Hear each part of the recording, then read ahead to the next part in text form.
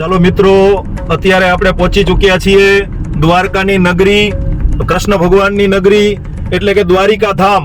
અને એમાંય હમણાં તાજેતરમાં શ્રી ભારતના વડાપ્રધાન શ્રી નરેન્દ્ર મોદી સાહેબે જે સુદર્શન સેતુ બેટ દ્વારકા જવા માટે યાત્રિકોને ખાસ મુસીબતનો સામનો કરવો પડતો હતો તે ખુલ્લો મૂક્યો. તે ખૂબ સરસ મજાનો છે. એની ઉપર આપણે પ્રવેશી ચૂક્યા છીએ. ઓખા પોર્ટથી બેટ દ્વારકા જવા માટે દરિયાની વચ્ચે સુદર્શન સેતુ, એ સરસ મજાનો સુંદર મજાનો ભવ્ય નજારો એ દેખાડતો પુલ બનાવવામાં આવ્યો છે. અત્યારે આજે રામનવમીનો પરમ પવિત્ર દિવસ અને સાથે સાથે યાત્રિકો ભગવાન શ્રી કૃષ્ણ અને રામજીના દર્શન કરવા માટે હનુમાન દાંડી પણ જશે. ભવ્ય નજારો આપ જોઈ શકો છો. સુદર્શન સેતુ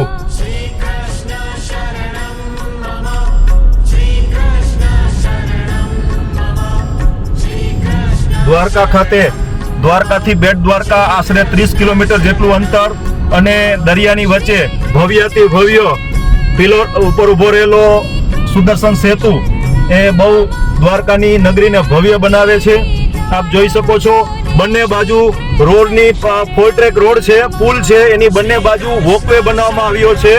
એટલે કે ચાલતા જે યાત્રિકોને જવું હોય તેની ઉપર પતરા પણ નાખવામાં આવ્યા છે, એટલે યાત્રિકોને કોઈ જાતનો વરસાદ કે તડકાનો સામનો ન કરવો પડે. અને 4 ટ્રેક આખો રોડ છે. સુંદર મજાનો પુલ એ અહીં બનાવવામાં આવ્યો છે. ખૂબ સુંદર અદ્ભુત નજારો. જય શ્રી દ્વારિકાધીશ.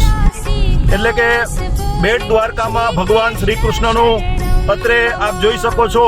નરેન્દ્ર મોદીએ તાજેતરમાં જે લોકાર્પણ કર્યું તે સુદર્શન સેતુ ના દર્શન આપ કરી શકો છો.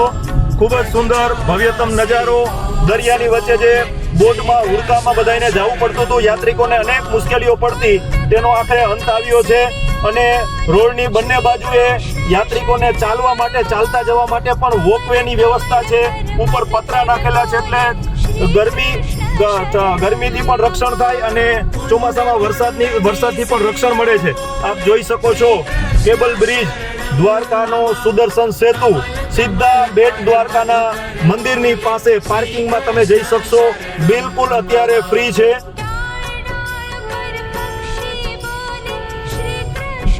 ખૂબ સુંદર નજારો.